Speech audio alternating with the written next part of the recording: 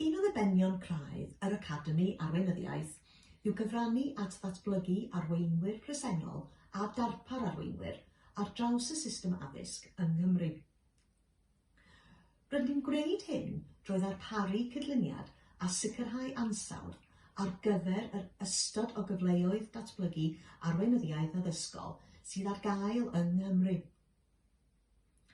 Rydym yn annog pob darparwr sy'n datblygu ac yn darparu cyfleoedd datblygu arweinyddiaeth i ystyried cyflwyno ei darpariaeth i'w gymeradwyo.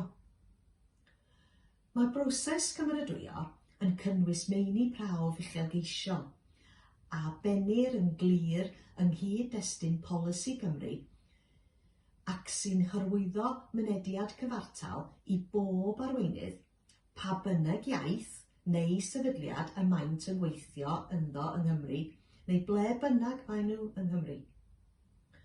Rydym hefyd yn awyddus i annog datblygiad darpariaeth newydd ac arloesi. Felly, os oes gennych chi ddarpariaeth presennol sy'n dangos ei bod yn effeithiol, dewch â hi i'w gymeradwyo, ac os oes gennych syniadau gwych am ddarpariaeth, arweinyddiaeth, yna rhannwch y syniadau hynny gyda ni a gadewch i ni weld sut y gallwn eich cefnogi drwy ein llwybr arloesi. Cysylltwch â'r Academi Arweinyddiaeth neu ewch i'r gwefan os hoffwch gael rhagor o wybodaeth.